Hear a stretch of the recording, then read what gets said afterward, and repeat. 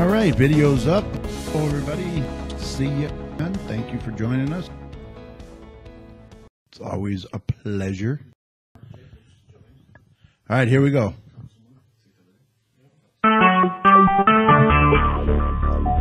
Talk show. Recorded live.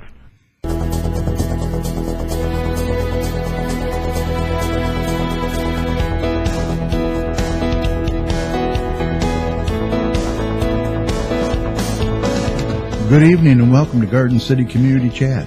This podcast is dedicated to promoting our community and yours, offering news you can use and much more. And now, Garden City Community Chat.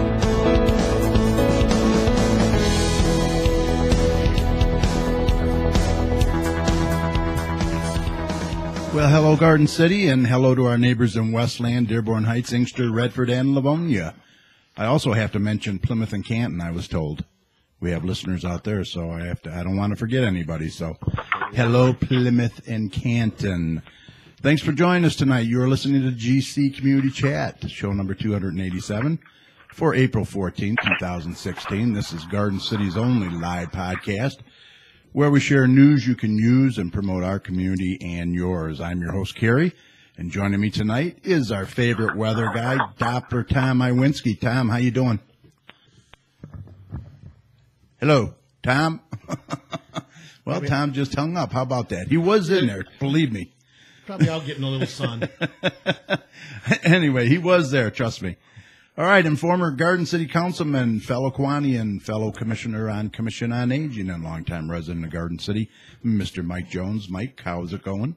Very good, Kerry. I'm getting better. You're always getting better, aren't you? Yeah. And back joining us tonight is Joey and Holly with their 2-minute gardening tips. Tonight they're going to be talking about farmers markets, so stay tuned for that. And joining us tonight is our all-time favorite guest to this show, Senator David Kinney. Senator, how you doing? Feeling good. Glad to be back. Yes, always. We'll get to the senator here shortly, so stay tuned for that. And as always, Mike will be here to close the show later with some community announcements. So please sit back, grab your favorite beverage, and join us for the next 60 minutes or so. Should be a good one. Tom, how you doing? Doppler Tom, are you there? Tom, turn your phone on. I see you in there. I guess he can't hear me. Let me just mention that joining us for a visit next week is going to be Wayne County Commissioner Glenn Anderson. We'll see what's new in our district as well as the county, so we hope you'll join us for that. If you want to keep up to date with what shows are coming up next or what's going on in the community, we suggest you visit our Facebook page at facebook.com/GCChat.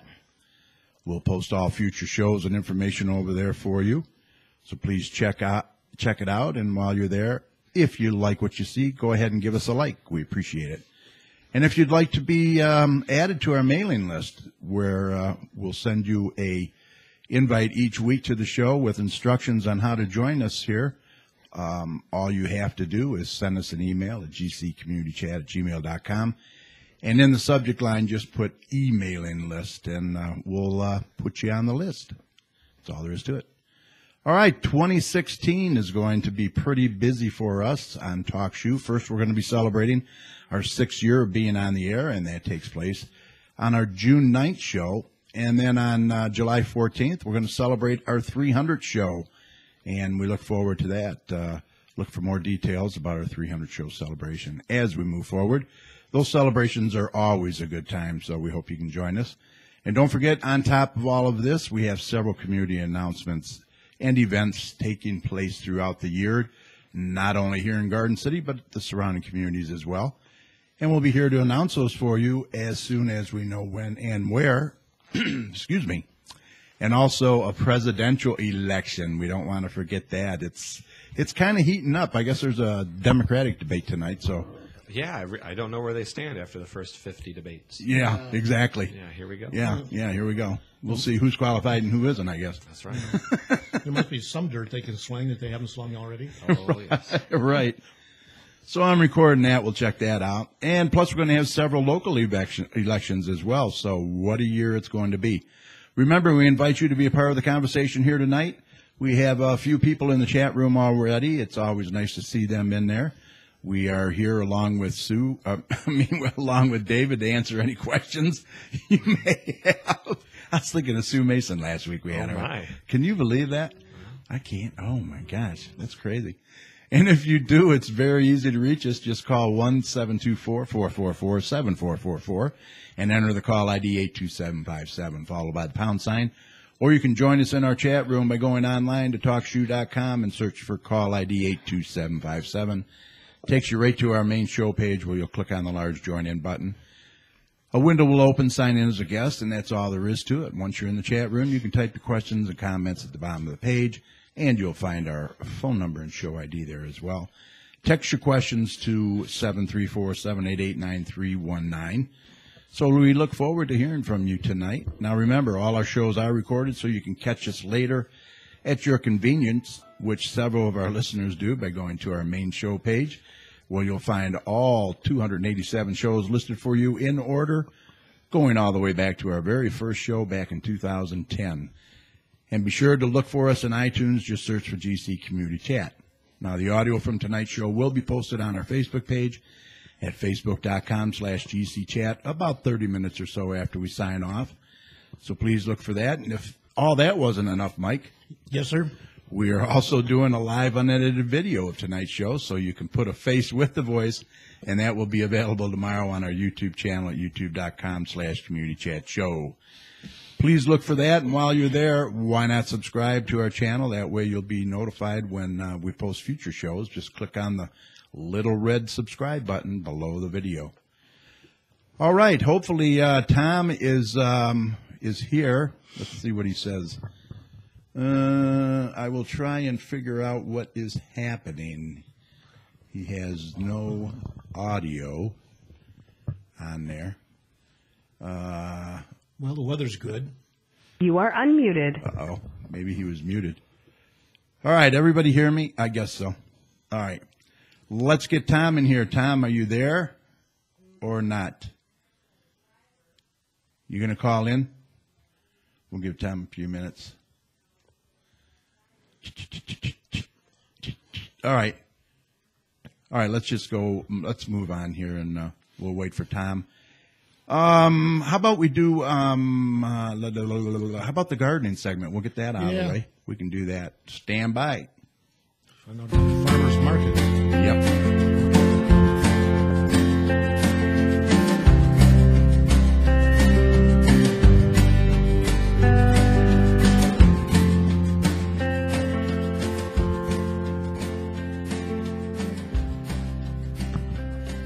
This is Gardening in 2 Minutes. When it comes to growing your own vegetables, we may not all be successful at everything we put in the ground. But what do we do if there's things that we want to eat or can that we just weren't successful at growing? You can go to your local farmers markets.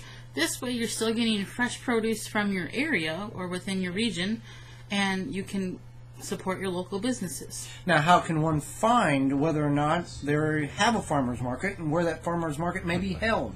The easiest way generally to find a farmer's market is to go to a website which is localharvest.org, localharvest.org, and you put in your zip code. You can also find other things there, but you can definitely find farmers markets.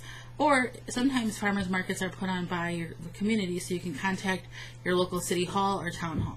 For most people, a farmer's market would consist of vegetables. Is that the case, or is there other items that can be purchased? There's always other items. Sometimes there's pre-made food, hot food, cold food. You can also usually find stuff like honey, fruits, flowers, pastries, things like that.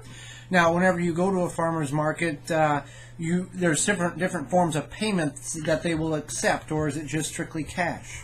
It's generally just cash. Some farmers markets, if they are selling different things besides the food, then they will have, a lot of those vendors will have a credit card type system. However, if you do have an EBT or a SNAP card or food stamp card, whatever you want to call it, generally farmers markets will accept those. You can't just hand it to the farmer themselves. You'll have to get go to the farmer's market information table, and they'll take care of it that way.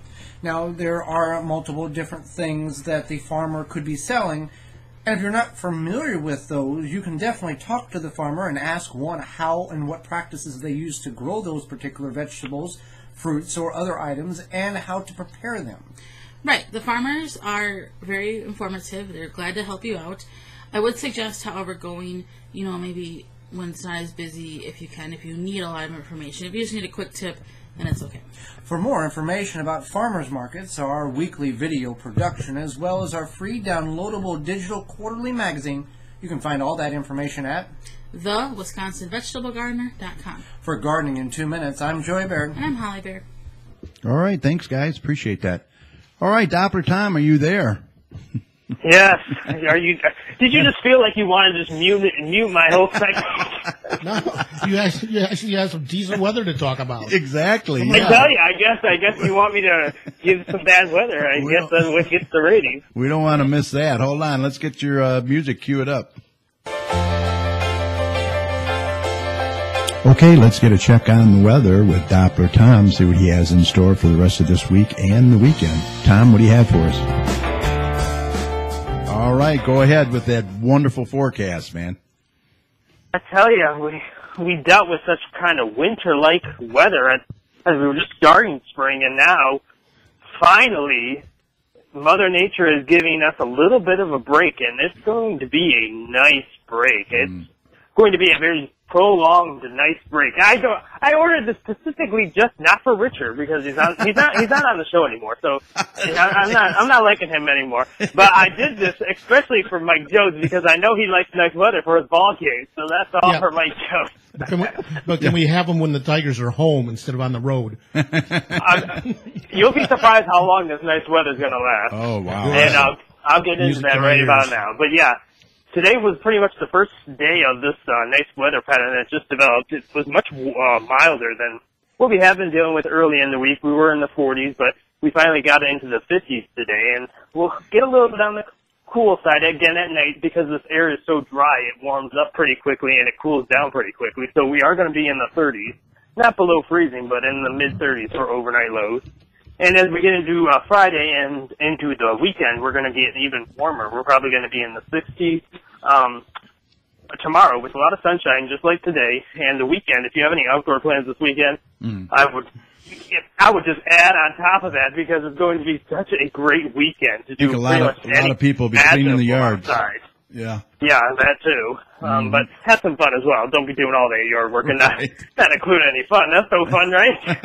But yeah, temperatures this weekend will probably be in the lower 70s the entire weekend, which is well above average.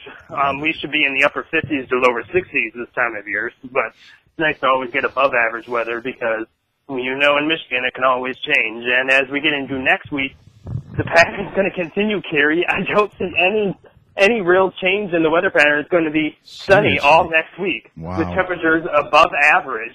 Above average all next week into the 60s and lower 70s for high temperatures, and low temperatures will probably be in the 40s. So a picture-perfect week. Wow. And I think we deserved it because we had a rough last couple of weeks here in Michigan with all that snow, and I know nobody wanted that. So here is your spring. Hopefully the allergies don't get too bad either, but I don't really see that really starting to go until we really start to bloom stuff. But as we expand outward, you probably are wondering what's causing all this. It's actually a pretty interesting weather phenomenon. This is my little tidbit of the week. It's actually called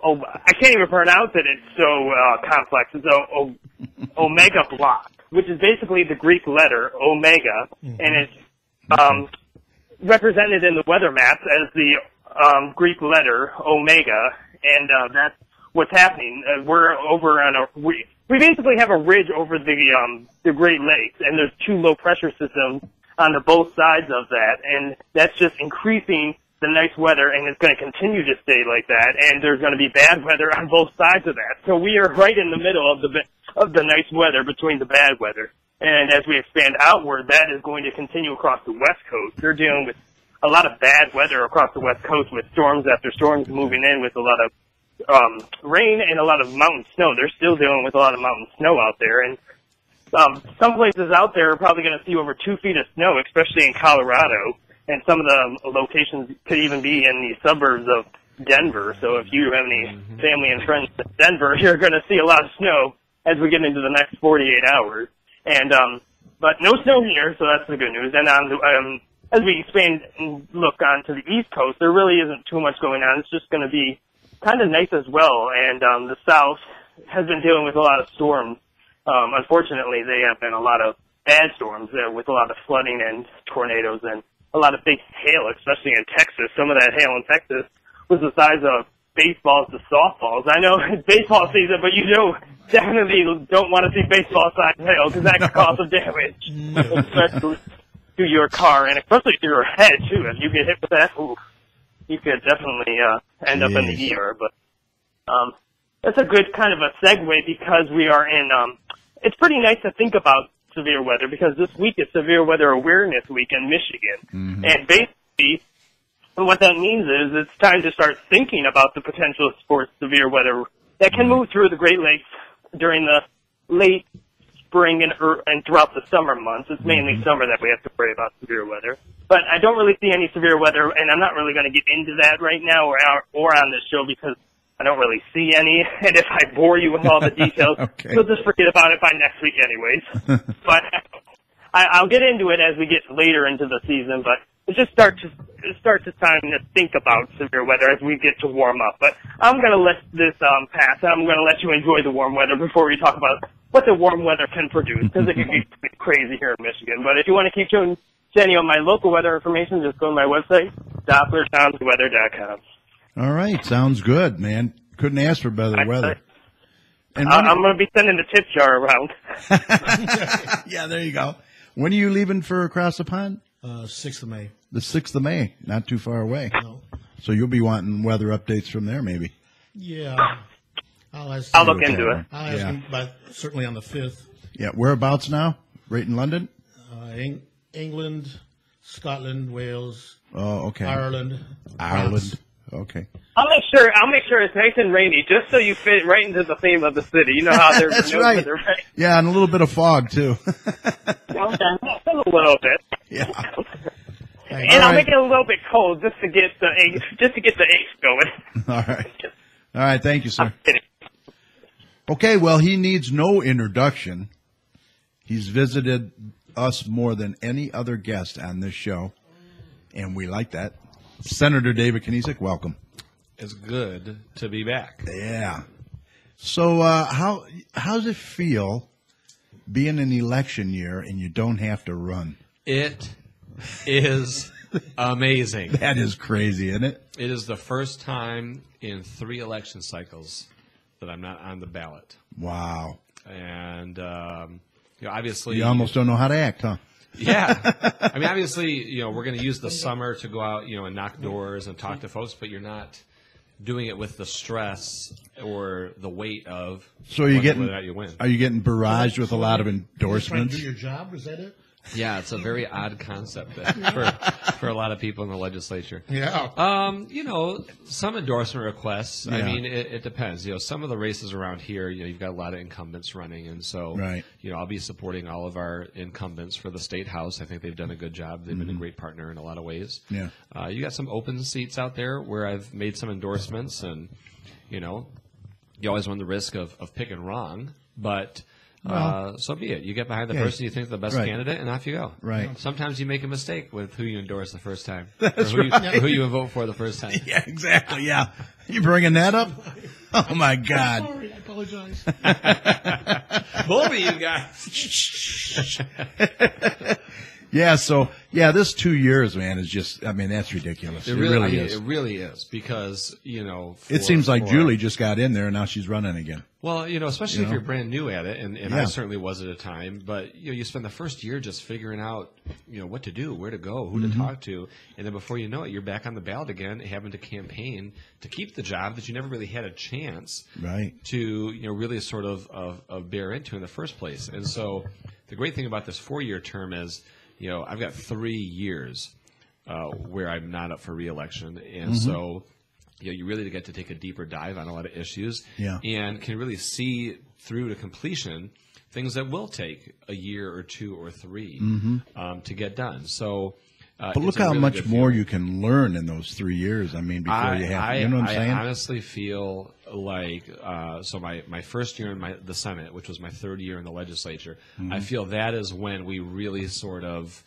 I don't want to say like hit our stride, but just really finally knew the right buttons to push, the right people to talk to where, you might, get there, but just take a long time to get there. You have to go through a bunch of steps to get there. Well, now you know who to sidestep and who to talk to and who to, which buttons to push and what strings to pull in order to actually.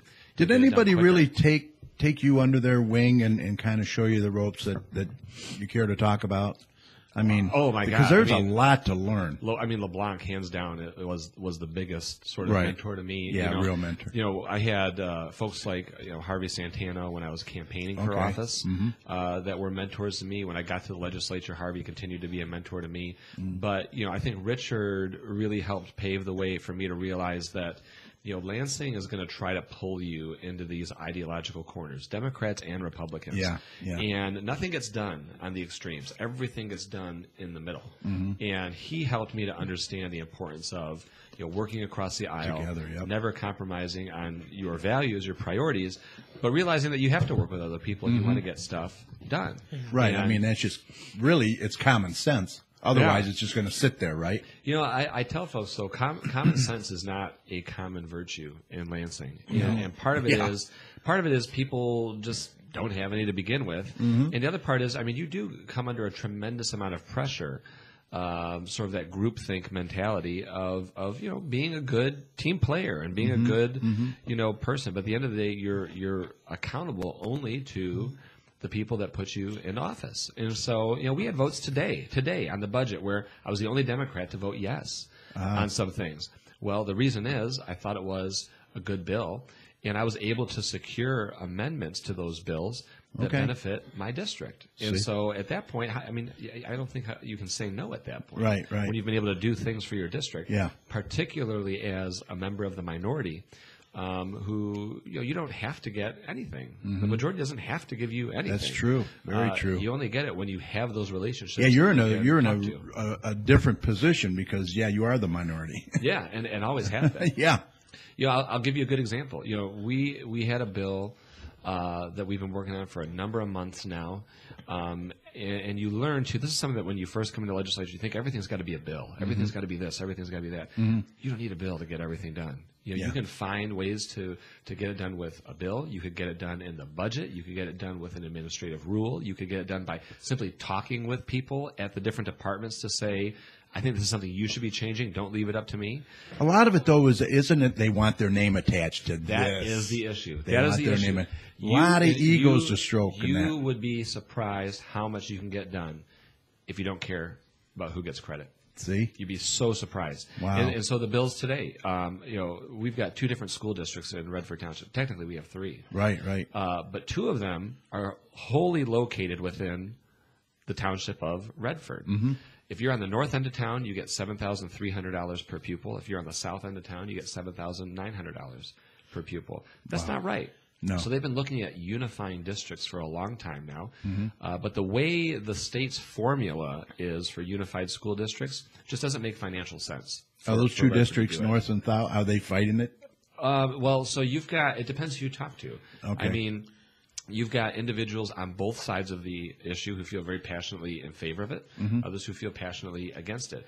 I personally believe that the overwhelming sentiment is we're one township, we want a unified school district, we want more money for every child. Right. And so we had done a bill back in September. Now this is kind of getting into the weeds.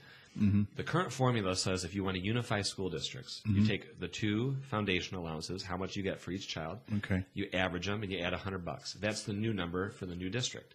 Okay. So in the case people get 7,900 don't like that. Bingo. So South Redford gets 7,900. Redford Union gets 7,300. Blended is 7,600 plus $100 is 7,700. Well, that's a $400 increase for the people in the north end of town. Yeah, it's a $200 decrease for the people on the south end of town. Well, that doesn't make sense. No. So I did a new bill back in September to say if you got districts that want to unify, take the higher of the 2 plus $100. So that way, 7,900 becomes 8,000 for Okay. every student. Ah, The Senate adopted that today yeah, makes sense. in the budget. Yeah. That's going to be a $2.2 million increase Wow. every single year forever Oh, wow. for the students in Redford Township. So they got to be happy with that. Well, I think it helps them make financial sense of the situation. Yeah. At the end of the day, they have to vote on it. The residents have to vote on it. At least it's more now equal they now. can, now they can vote on it knowing that And vote. every child will be equal, and it will put $2.2 million In the coffers. in the classroom. And There are so going to be people against it that don't want to give up their authority of running the local there is district. no doubt. There is no doubt. Now, Yeah. I've said this. I've been very forthright about it. And I've said, this is an emotional issue. And I Yeah. say that because it's about education and it's about our kids. Yeah, it is. If folks look at 2.2 million, let me back up to your point, Mike. At some point in time, I, school board members, state reps, we've all said throughout our campaigns, it's about the kids. We want to do it for the kids. We want to fight for the kids. If you look at $2.2 million extra for your kids and say, I don't want that, Then you're a fool. you ain't doing it for the kids. Yeah. Yeah, And- exactly. And so I feel very passionately about that. And I understand, there's going to be growing pains. There's going to be things we need to talk about. We're trying to go through a process now that we've got, sort of this money secured, that we'll have as many community conversations as possible. I want all of the rumors, people to get their chance to ask them so we can Yeah. answer them, put everything Yeah, that's to the best rest. way, right? Just get everything out there. So, do I get a bill? No. Do I get a picture with the governor signing it? No. No. But it's in the budget, and we got it done. It's all that matters. Right. It's all that matters is will you get it A lot of stroking egos, a lot of reverse It's the worst psychology. part. It's the worst part. Oh my gosh, I can imagine. But yeah, that's a good deal. That sounds good. Yeah, and I hope it goes that's, well. That's just within this year's budget, I've got 8 different priorities that we are working on in this year's budget. Some for Garden City, some for Redford, Detroit, Inkster, Dearborn Heights. We've secured 2 of the 8 so far, just within the last 2 days. Those 2 of the 8 is $3.2 million for the district, and so we want to keep doing more. We want to make sure that we can be supportive of some of the things that are going on here in the community. And if we don't get it done this time, well, I got 2 more years, and we can try it that time. And, Right. And, at this time, God And that's willing, cool, it's- man. Yeah. 2 yeah. more years you got. Yeah. So it's exciting. It's a good time. It's awesome. You might have to come to the point where the 2 high schools would maintain their autonomy because people do not like to give that up. Right. It was very Right. hard when we merged East and West to Right. get everybody behind, okay, we're going to have 1 high school. Well, one of the things that we're doing in Redford now is it was really kind of funny. When I was first introduced the bill, some folks weren't happy about it, and they said, "Well, we want a feasibility study, and we want you to pay for it, Kinesic."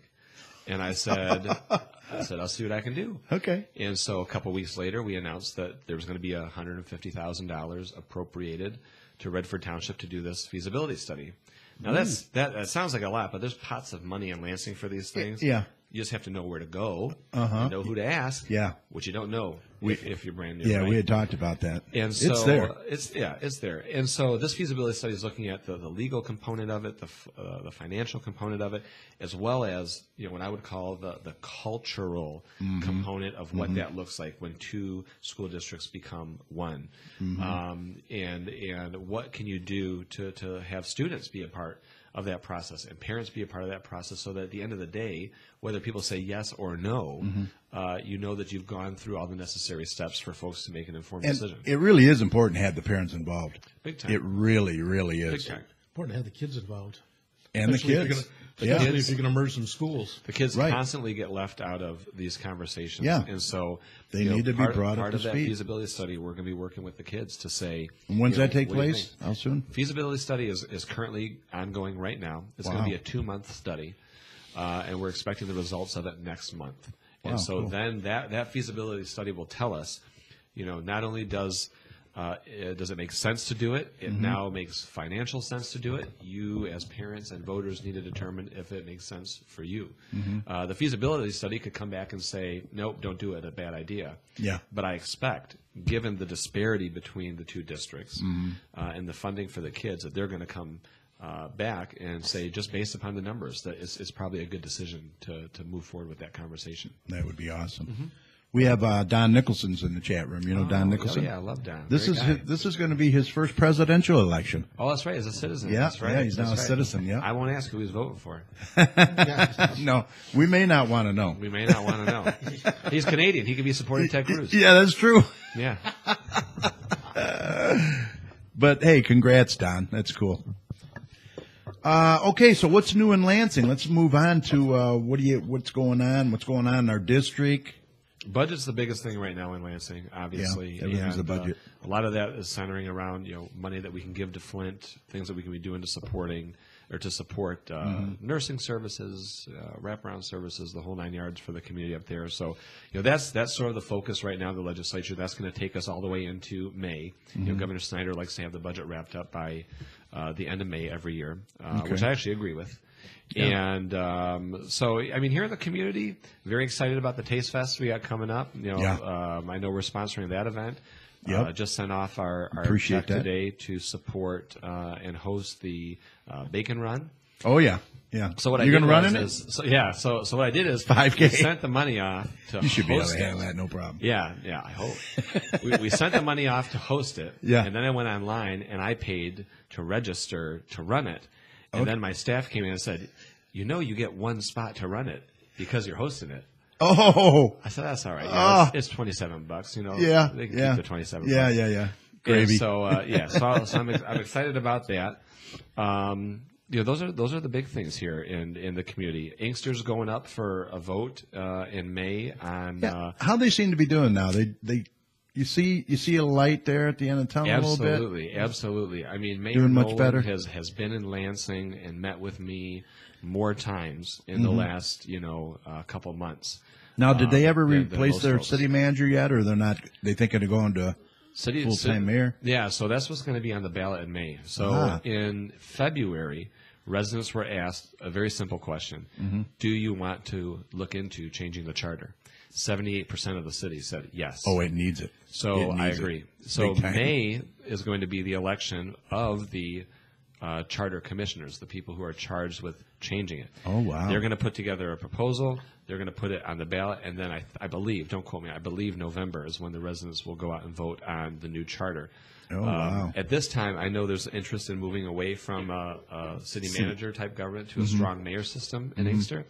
I personally hope that they get rid of the council by district model. It makes sense in a city the size of Detroit. Doesn't necessarily make sense in a city the size of Inkster. Right. And a number of other things, ordinance-wise, that I think they need to improve and update or what have you. And so that's big news. May, we're going out for a ballot proposal in Crestwood School District. Okay. My home district, where I graduated from. They've not had a bond proposal since 1967. Wow. 1967. If you look at Detroit Public Schools or Plymouth Canton Schools, over the last 10 years, those two districts have brought in over $200 million each. Just in bond proposals. Wow. We've brought in $0 in Crestwood since 1967. The buildings are showing that. And we're asking for $35 million this year. I'm supportive of it. A number of the other elected officials are, so we're working that issue. Redford Township, we have every single position up for re-election this year. Oh, wow, boy. That's going to be busy. Yep. And so that'll be very interesting. And so, we're staying busy down here around the district. Very busy. I've actually got an event this Saturday downtown, autism-related event for the state of Michigan. And so Derek Fisher, Superintendent of Garden City Public Schools, is going to be my guest at that event. Oh, cool. We're going to be sitting with the Lieutenant Governor and a couple others at the same table. This is in Detroit? Yep, down in Detroit. This is a fundraiser for some autism charities. Derek's a good guy. Derek's a great guy. Man. The thing I like about Superintendent Fisher is he's engaged in the community. Yeah. He's engaged with the legislative process. And he values relationship building with people in elected office. And so, him and I went out for a cigar the other day just to get to know a little bit more about one another. And, those are the type of things that, make a working relationship, really tick. Yeah, that's how he comes so, across. Yeah, you're right. Yeah. He really wants to be engaged in the community now. He really, really Big does. time. Very down to earth. Yeah. Didn't know he used to be a Chicago police officer. Did you know that? No, never heard that. I had no idea. We were talking. Yeah, he was Chicago PD for a little while. Darn. And went back to school and got his master's degree, got an education, and here he is running the show. Yeah, I'd have never guessed it. So yeah, good dude. Really Awesome. good dude. Awesome. Really good dude. Offensive tackle, maybe, but not a Chicago police officer. Yeah. What's going on with Detroit schools? Senate passed a legislative package aimed at addressing the situation in Detroit public schools. It's a 6-bill package. 4 of the bills were written by Senator Jeff Hansen from Newaygo, the west side of the state, and 2 of the bills were written by yours truly. And so bipartisan 6-bill package accomplishes a couple of things that really, for me, was a litmus test as to whether or not I would support the legislation. I'll probably forget 1 or 2 in the process, but first and foremost, we needed to come up with a funding solution for this debt that DPS has. Yeah. I personally believe that the state is responsible for that debt because the state had an emergency manager over the district 15 of the last 17 years.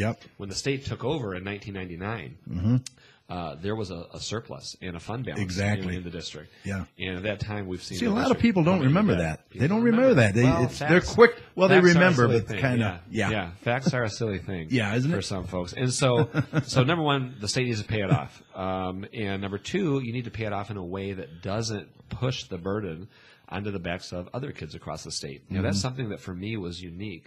My district, half of it is Detroit, half of it's the suburbs. I don't want to take money from kids in the suburbs to pay for Detroit. The same way I don't want to take money from kids in Detroit to pay for the suburbs. And so we're going to, I swear, believe it or not, we're going to be closing an insurance loophole for the auto insurance company. And it's going to be bringing in an additional $80 million a year that's going to go towards paying off the debt of Detroit Public Schools. Yeah, I figured there were some loopholes there with the auto insurance. There's a couple. And so that was somebody number did 1. their research. Number 2, all the teachers need to keep their jobs, and by that I mean all the collective bargaining agreements that are in place need to stay in place. That was achieved. Those first 2 things were achieved. The third is we need to go back to an elected school board. People forget with this emergency manager, there's no elected school board running the show. Right. We need to put a school board back in place and empower them to make the decisions necessary to hire or fire a superintendent, make the academic reforms necessary. The good thing is we have an interim superintendent right now that was appointed under the emergency manager, and she's phenomenal. Yeah. Graduated from Detroit schools. Oh, yeah. Went back, taught there, and now she's Did you see how emotional she got when she was oh, my gosh. Very, very well respected in that job. So that's great. Really loves the kids. So back to the elected school board. I've talked in the past about the Education Achievement Authority, these 15 schools that were put into this sort of makeshift test district to turn around the academic success. Well, that was a bomb. Tanked it. We had a guy come from the Fordham Institute the other day to testify in front of the Senate, and he talked about how this thing just bombed. And so, I want all those schools, those teachers, those students to go back into Detroit Public Schools. That was achieved in this as well. And the last thing, and this really is the most important thing in many ways, is we have to bring some rhyme and reason to the opening and closing of schools. I was just going to mention that. Yeah. And the conditions. The conditions. Too. So there is money included in there for building upgrades. Okay. Yep. And so the reason that opening and closing is so important, you get an environment like this. And this is what we have today in Detroit. Northeast Detroit, 6,000 high school age kids, 2 high schools to serve them. If you go to the Woodward Corridor, you have 1,800 high school age kids and 11 high schools to serve them. Yeah. You go to Southwest Detroit, we have had 12 schools open or close in the last 16 months. Wow. And so there's no stability for the community. Yeah, there's no balance there. You go to Brightmoor, and you've got a 15 or 20 by 20 block area with absolutely no schools. So there's no rhyme or reason to this process right now. And the problem used to be that a charter school would pop up next to a public school. They'd take away the kids. They take the money with them. Yeah. And that would cause the demise of the public school. If you look at Detroit Public Schools enrollment over the last couple of years, it has really leveled off. Right about. So are any of those schools vacant though? Are they all in use? The ones that I'm talking about are all in use. Seriously, all in use.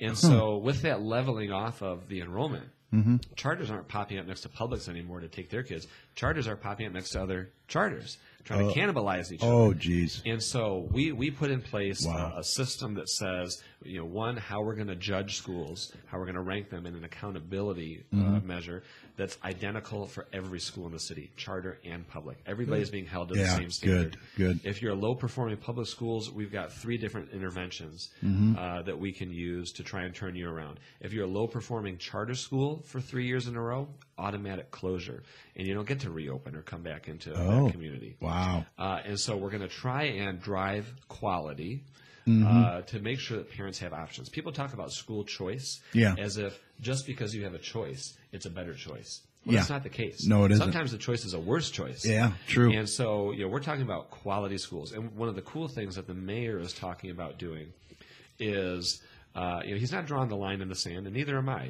on the public or charter piece. But if I've got 6 schools in any given area, they're going to put them on a transportation loop. And so if I live next to a really terrible, D-rated school, but 1, 2, 3, 4 schools away on that loop is an A-rated school, and I want to go to that A school, all I got to do is hop on the loop, and I can get to the school that I need to get to. Transportation is a huge issue in Detroit. The average child has to walk 3 or 4 miles. But if that D school isn't performing, though, it's going to go, right? It's going to go. So it's going to go anyway. It's going to go. And number 2, all the kids are going to be steadily going to a A school because they have options to go to a better school. And so, we're finally bringing some rhyme and reason to it. And what was really impressive to me is not every charter supported it, but the good achieving charters said, you know what, that's a fair system. We support it. And so you had charters, you had Publix, you had labor, you had business, you had Democrats, you had Republicans, everybody who came together to support this compromise. Good. It passed out of the Senate with 13 Republican votes and 8 Democratic votes. And now it's in the House of Representatives where we're trying to get it through there to make sure that we can bring some resolution to this issue. See any problems there in the House? Big problems in the House. Big problems in the House. Really? There are many different factions right now within the House Republican caucus. Oh, boy. And so that's going to bring some nuance to the conversation. The House Democratic caucus relatively unified on this issue. But, you've got some folks who still want to have this very heavy-handed, top-down, unilateral state control over the district. Yeah. And all I have to say is, we've seen that for the last 15, 17 years. Right. We know what the results are. Man. It's time to go in another direction. Yeah. And so that's what we're working. It sounds like they're going in the right direction. I mean, getting quality people in there. The average kid has to walk how far to get to school? 3 to 4 miles. Wow. 3 to 4 miles in Detroit. Damn. Did you walk that when you were a kid? He said uphill both ways, yeah. I mean, there's groups in Detroit. I mean, there's retired military folks in Detroit. Group together, they stand on the street corners and watch the kids to make sure they get there safely. I mean, it's a big issue. Yeah. Primarily because transportation is such a huge issue. Dangerous, very too. much, I mean, very much so. So that's another big one. And then, of course, today introduced legislation to repeal what I'm calling the tampon tax. Yeah, I was just going to bring that up. You posted a video on Facebook, and last time I looked, it had almost 3,000 views, and you had just left Channel 4 Studios to come here. You taped the segment, and it was about tampons. So I'm going to let you explain that. Sure. For our listeners, who don't understand. It's a serious issue, though. It really is. It is, and a lot of people don't understand it. And so the crux of the conversation centers around what we as the state of Michigan consider a medically necessary item. Right. And so, for example, if you and I had something prescribed to us by our doctor, prescription drug, we go to pay for it, no sales tax, no use tax. Okay. Eyeglasses, no sales tax. Canes, walkers, anything that is deemed medically necessary. Yeah, no pretty sales much tax. Prescribed. Right. No sales tax, no use tax. Tampons in the state of Michigan are considered a luxury item in state law. Now, and this is going to sound funny, but it's very true, I don't think you will find one woman that would consider her period a luxurious experience. No. And so, what we're trying to do essentially is classify feminine hygiene products, tampons, pads, you name it, as medically necessary. And again, for a lot of folks that it's tough to understand, or they just don't understand why we do these things in the first place. I point out a couple things. One, in the state of Michigan, women earn 75 cents on the dollar to every man if we're doing equal work. And this may not be a whole lot of money, but when you do it every single month, every single year, for almost 40 years, it really adds up. Yep. And for women, again, making less money on the dollar than their male counterparts, every penny counts when it comes to making some of these decisions. And so these are medically necessary, in my opinion, not just for women to be comfortable when going through their cycle, but also to remain hygienic and medically safe. We've seen what happens if women don't have these products or don't have the resources. They're using them for too long. Yeah, it gets get worse. Infections, Yeah. or they use unsanitary products to do Then it. you have real medical needs. Right. And so that's really it, and I get it that, obviously talking about a woman's period or menstruation or all these things, a lot of taboos. Big time. Big time. But at the end of the day, I wasn't elected just to represent the men in my district. I was elected to represent the women too. And like you said, a lot of that was laws created by men. Bingo. So, God bless you, Harry. Yeah. Oh, I watch. I listen. Yeah. And so, whether people want to believe it or not, Yep. I think it's fair to say that when it's mostly men writing these laws, Yep. they're going to be tailored towards the way that men think. Exactly. And so, in the Senate today, we have 38 members of the Senate. 4 of them are women. The other 34 are men. And so it should be no surprise to us why men who have never gone through the process of having their period or everything that goes along with it don't understand that a tampon or a pad is not a luxury item. It is medically necessary. Yeah.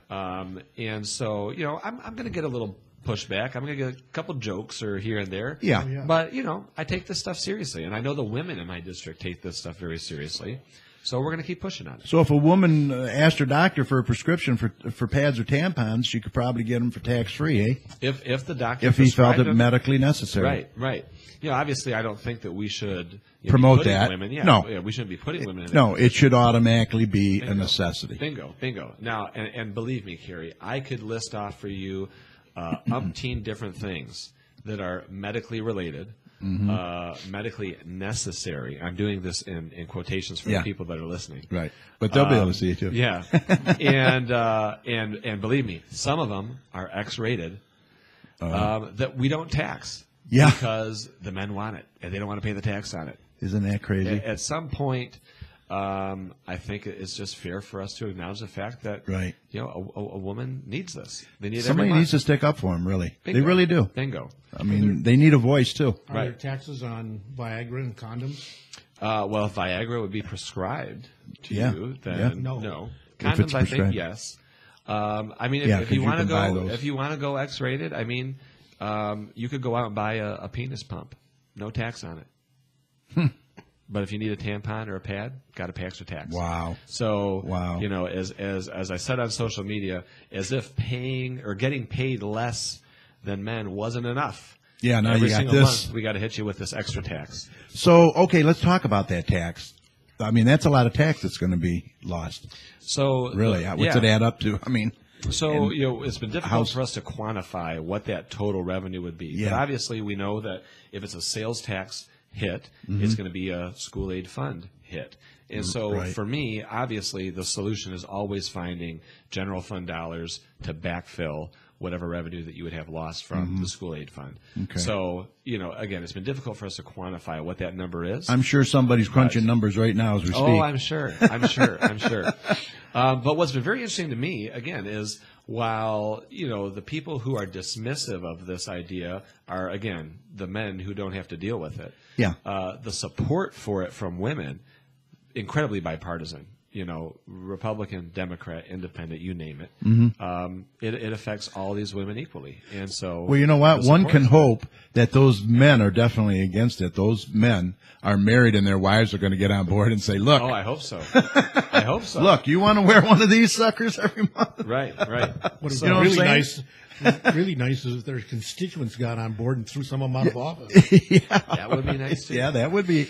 But yeah, so that might we're happen. going to be on WILX tonight in Lansing, and we're going to be on Channel 4, WDIV Channel 4 tonight at 11 o'clock. Yep, I'm recording in Detroit. And so a good issue, a new issue, and something that I'm really excited to champion.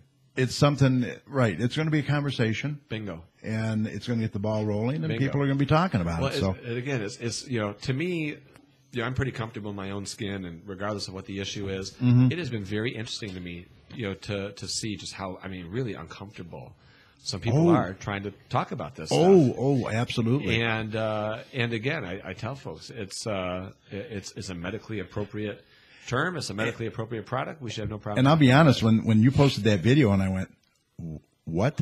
And then, but you had to listen to it. You had to listen to it, and if you have an open mind, and I know I've gone through it. I have a wife, Yeah. and it just made sense. It really makes sense. I think you did a good job on it. I always try to make sense. You do.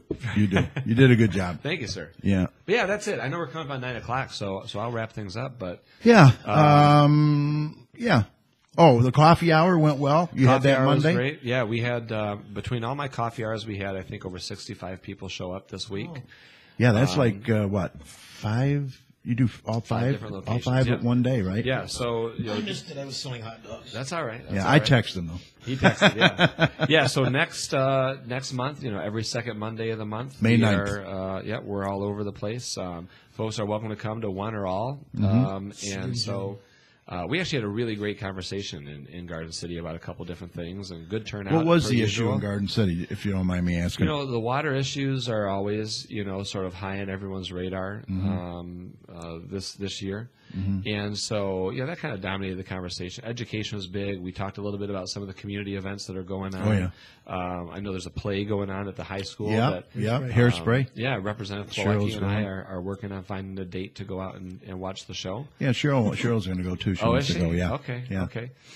So that was really it. That was really the big stuff. Well, that's good. And then you have Representative Julie Plawicki joins you and Glenn Anderson. That's right. That's right. So, so it's a good spread. It's a good conversation.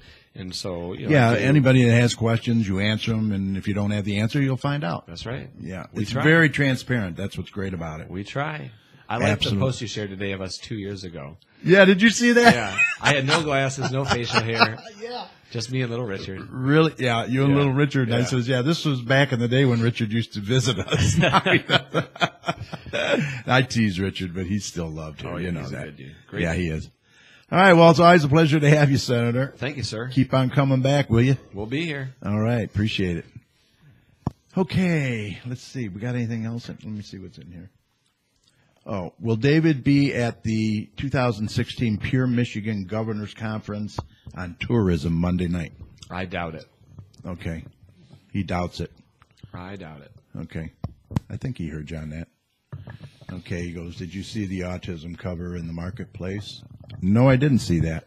I didn't see it either. No. Yeah, post it on my timeline. And then he will be in Lansing Monday night.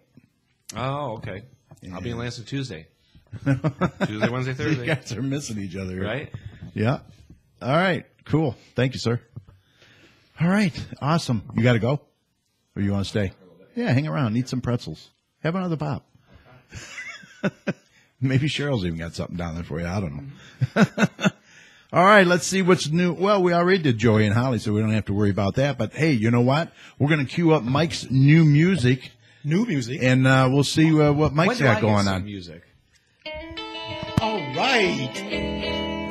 Well, that'll be the day when you say I knew you'd love it. That'll be the day. Okay, it's time for some community announcements. So let's get Mike in here. Mike, take it away. That'll be the day when I die. Thank you. Thank you, Carrie. Thank you. I knew that would make your day. Yes, it That's does. your new intro, buddy. Yeah. We'll have to All give right. David something, too. Yeah. Something political, strong. Born in the USA? I don't know. Yeah. Yeah, nice. I like that. All right, take it away, Mike. All right. We've got a membership appreciation event at the Garden City Historical Museum. It'll be this April 27th, 7 o'clock to 9 o'clock, featuring Miss Amy Elliott Bragg in her most recent book titled Hidden History of Detroit. Light snacks and beverages will be provided as copies of Miss Bragg's book will be raffled off, and she will be available for book signings afterward. Hidden Histories of Detroit transports the reader to discover the Motor City before the motor, a muddy port town full of grog shops, horse races, haphazard cemeteries, and enterprising bootstrappers from all over the world. Meet the argumentative French fugitive who founded the city, the tobacco magnate who haunts his shuttered factory, the gambling prankster millionaire who built a monument to himself, the governor who brought his scholarly library with him on canoe expeditions, and the historians who helped create the story of Detroit as we know it, one of the oldest, rowdiest, and most enigmatic cities in the Midwest. Hey, coming up this Sunday, the Kiwanis Club has got a comedy night. It's going to be at the Moose Lodge, 29137 Ford Road. Times will be the same as what we had originally planned before they closed Albert's on the Alley. Doors open at 4. Show starts at 5. Tickets are $20. The headliner is Mike Green. Our local host is our own Kevin Kramus. This is really an adults-only activity. A couple of things will be different. The Moose Lodge does not serve food, so Kiwanis will be providing some snacks at the tables. I think there's going to be submarines and veggies and other snacks available. Moose Lodge does not have a wait staff, so you have to actually get up and go get your drinks. Stress Buster Coloring Night. Come to the library Monday, April 18th at 6 p.m. to do just that at our Stress Buster Adult Coloring Night. There will be a multitude of coloring sheets provided, as well as crayons, markers, and other materials.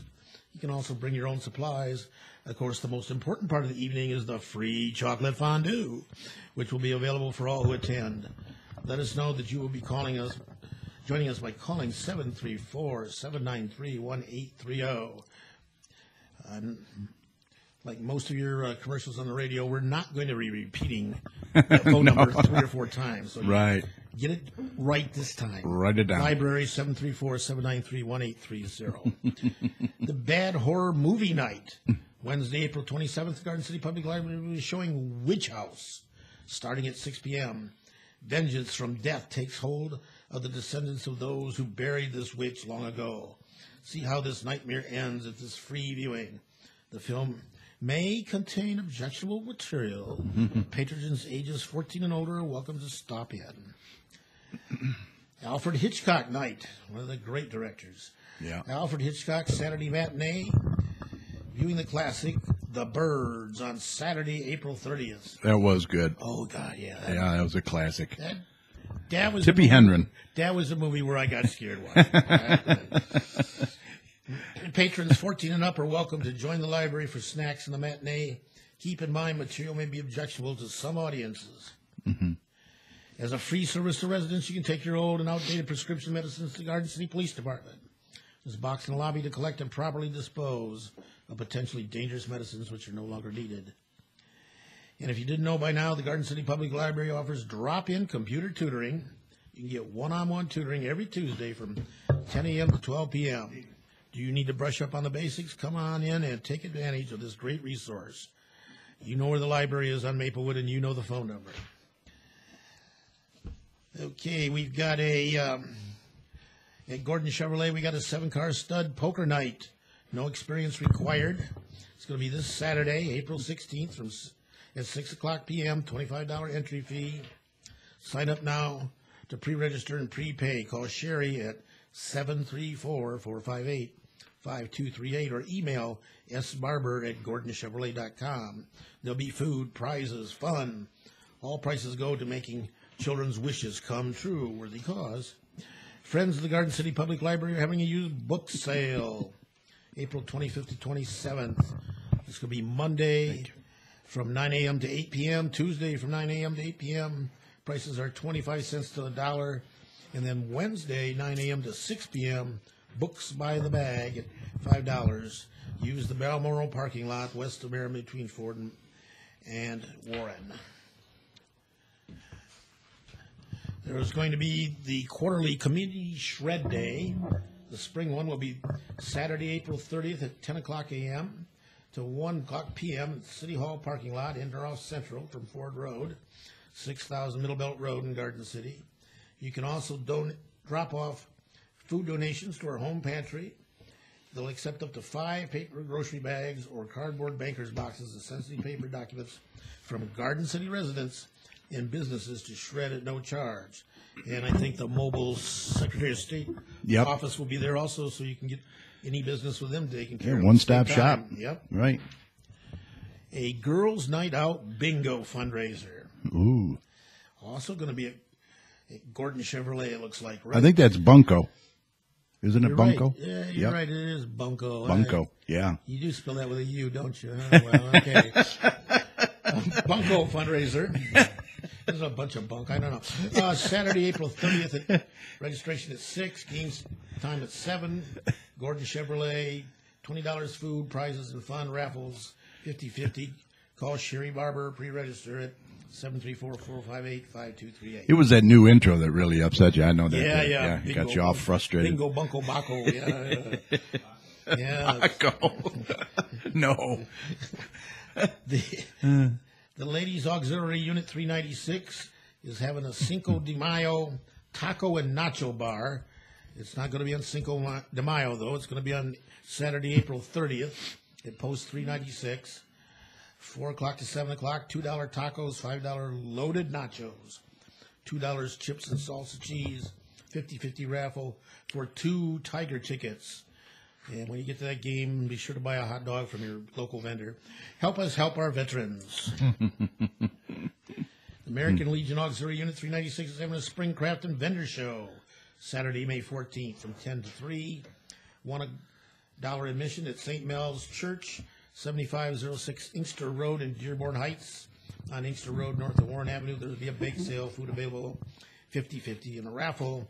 Email American Legion Aux 396 Craft Show at yahoo.com for more information. All proceeds go to help our veterans and their families. Worthy cause, David. Yes. And Coffee with Kinesic. Yay. The next one will be May 9th. Yep. Yeah, I'll be in England. But Senator Kinesic, together with Representative Plowicki and County Commissioner Anderson, will be at the Garden City Maplewood Senior Center on Monday, May 9th from 10:30 to 11:30 at 31735 Maplewood Street. So come in and get your questions answered about all forms of local government. It's usually a nice, rousing discussion that takes place. Mm-hmm. He also has them in Dearborn Heights, Inkster, Redford, and Detroit, all of his other districts, but the Garden City one is at the Maplewood Center from 10:30 to 11:30. Brenda's Butterfly Habitat. Hey, it's getting up to that time.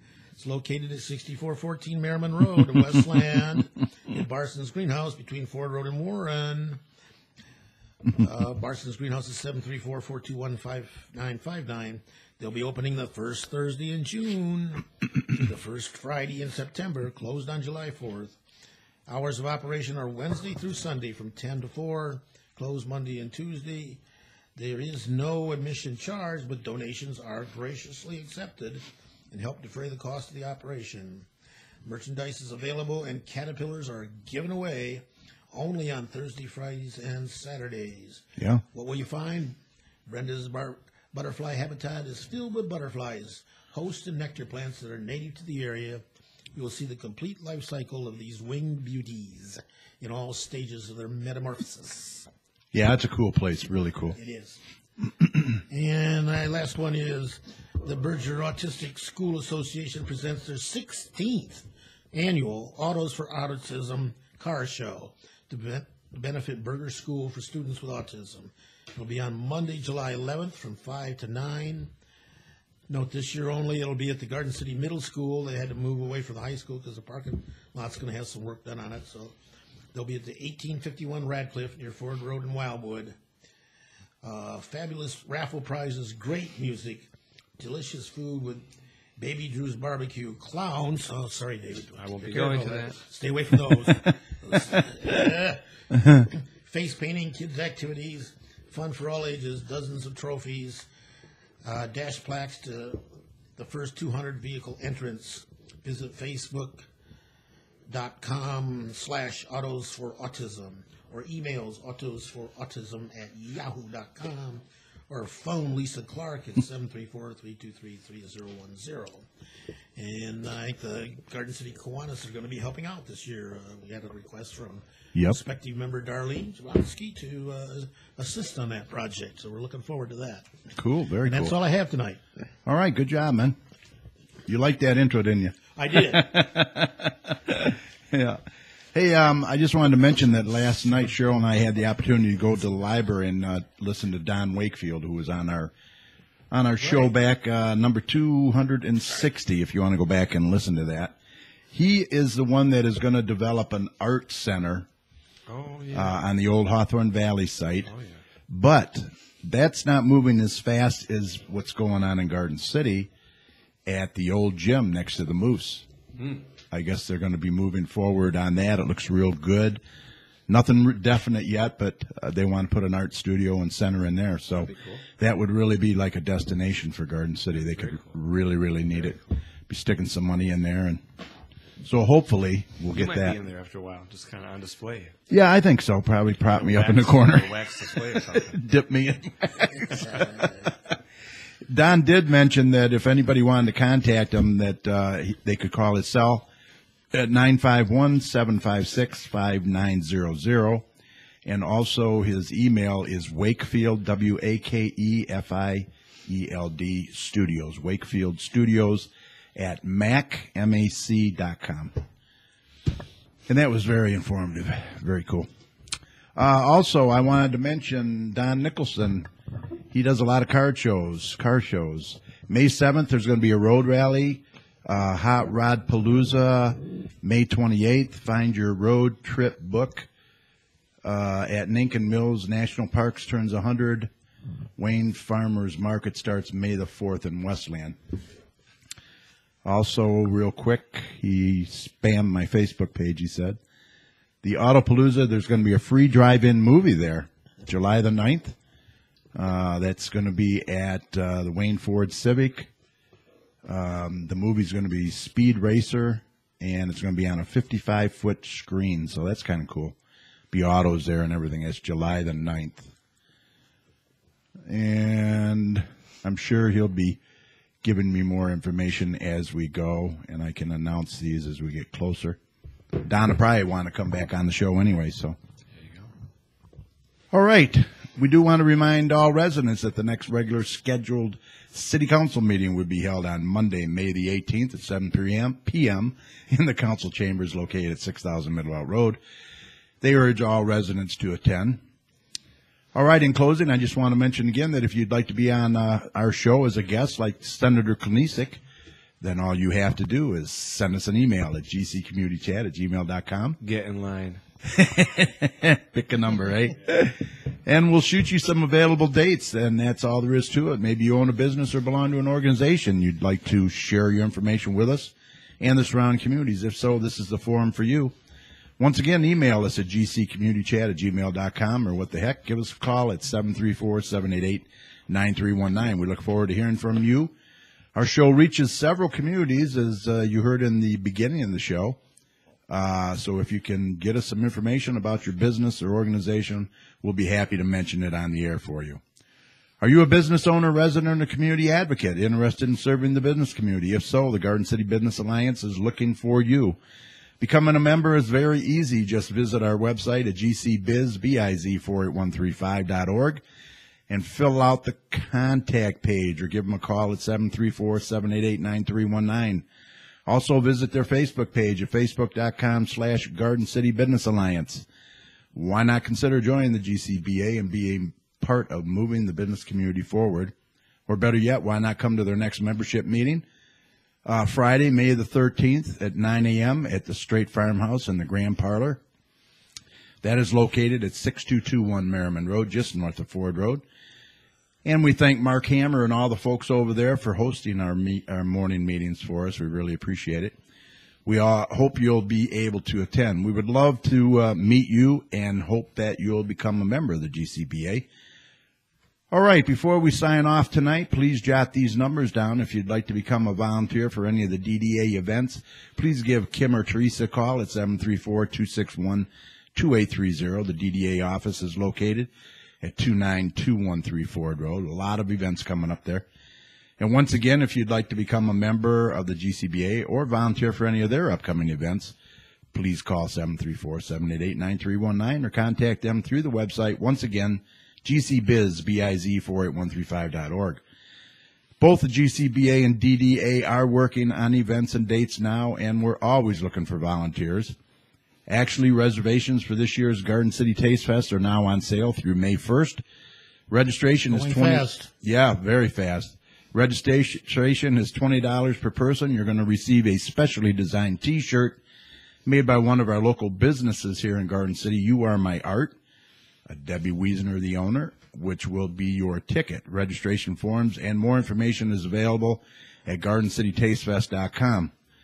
The event is from 6 p.m. to 10 p.m. With registration, it's 5:30 at the Golden Feather Restaurant, where you'll receive an itinerary and a punch card. When you visit all 7 venues, be sure to get that punch card punched, and you'll be eligible for some great prizes at the end of the evening. You'll then board a bus to your first venue. Tickets are limited, so be sure to get them early. We're over halfway now already. They're limited. At last count, we have sold over half the tickets, so they are going fast and they're limited. The venues for this year are the Golden Feather Restaurant, where you'll start and end. El Satan's, one of our favorites, right, Senator? Oh, yes. GJ's Diner, Leon's Family Dining, Sports Venue, the Straight Farmhouse, which is going to be a dessert stop this year.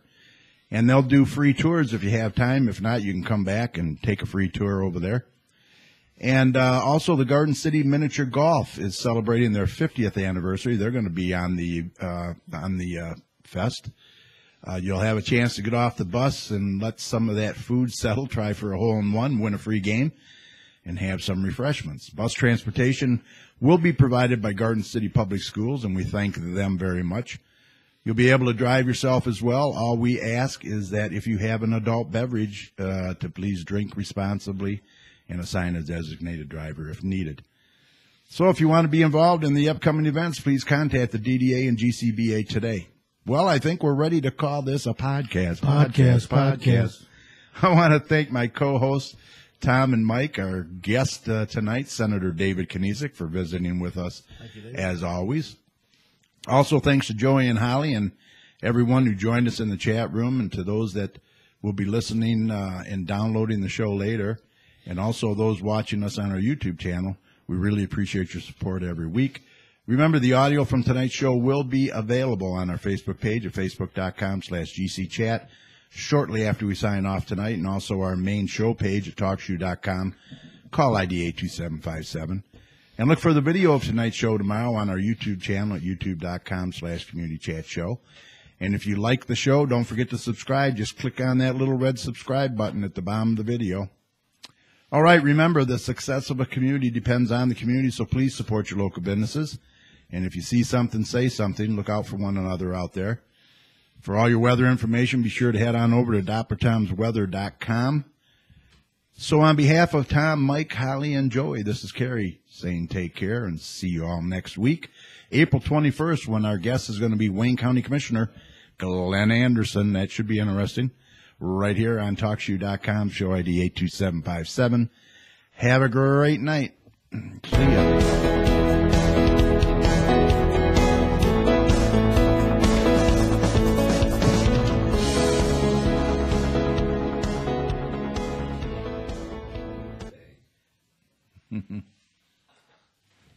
Call recording has been completed. All right, good job, guys. See you all on the video later. Bye.